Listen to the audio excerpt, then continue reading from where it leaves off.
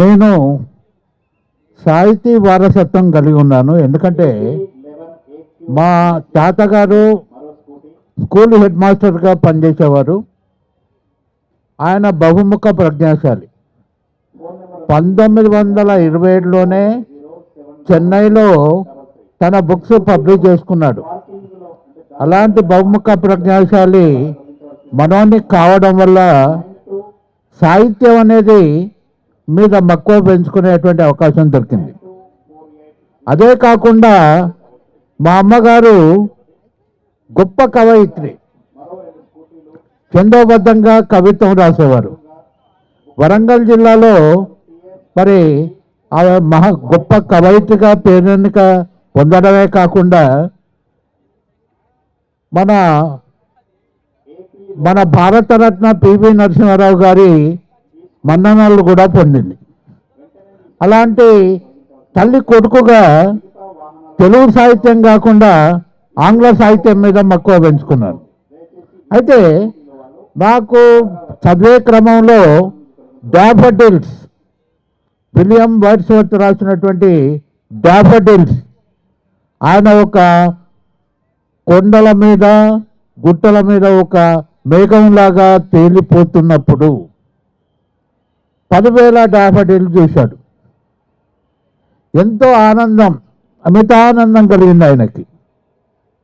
పోతే అలాంటి సంఘటనని తను ఏకాంతంలో గుర్తుకు తెచ్చుకోవడం, తనకు గత ఉన్నటువంటి to avoid the stress and the strain of reality, అంటే మన జీవితంలో ఉండేటువంటి ఒక రకమైనటువంటి ఒత్తిడిని అధిగమించేందుకు ప్రకృతి కవిత్వం ఎంతగానో ఉపకరించింది అని చెప్తాడు.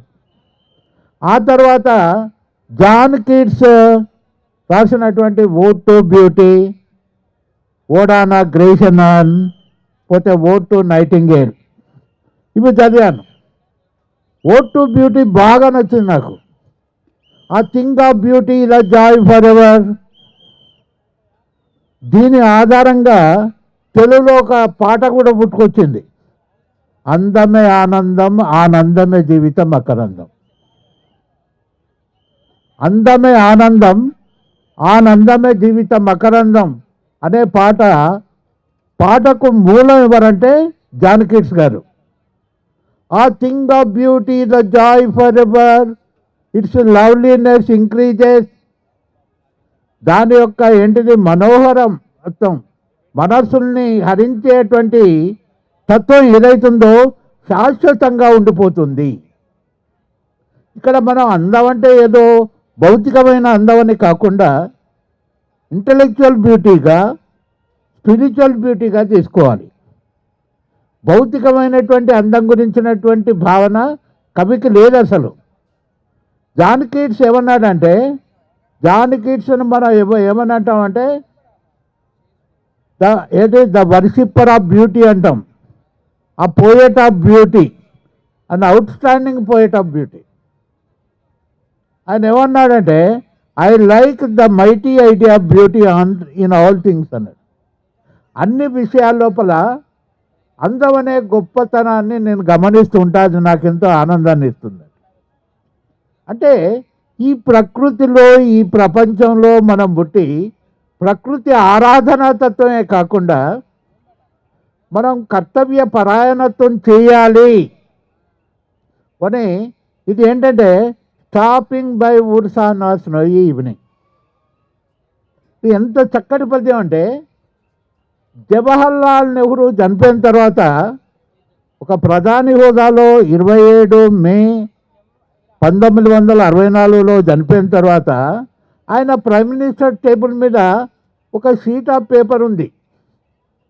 ఈ 4 లైన్లు, the woods are lovely dark and deep but I have promises to keep and miles to go before I sleep and miles to go before I sleep.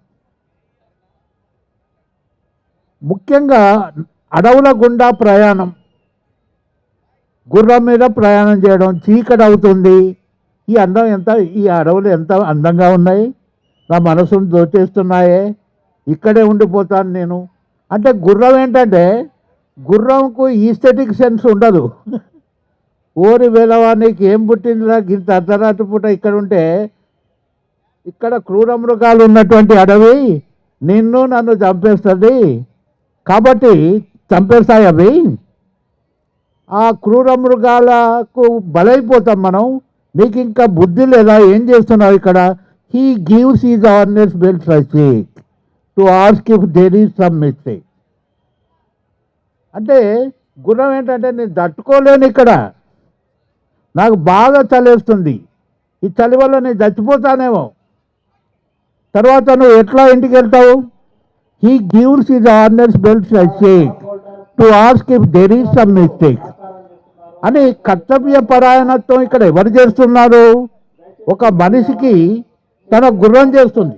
అది అలాంటి మనస్సును హత్తుకునేటువంటి కవిత్వం మనం ఇక్కడ తెలంగాణ లోపల ఏం చేశామంటే, మన చంద్రమౌళి గారు నేను చాలా తెలుగులో ఉన్నటువంటి బుక్స్ ట్రాన్స్లేట్ చేశాం.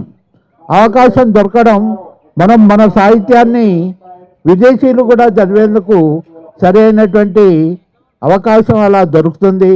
మన సాహిత్యాన్ని మనం అనువదించుకోవాలి, అన్ని భారతీయ భాషలకే కాకుండా ఆంగ్ల భాషకు కూడా అనువదించుకోవాలి.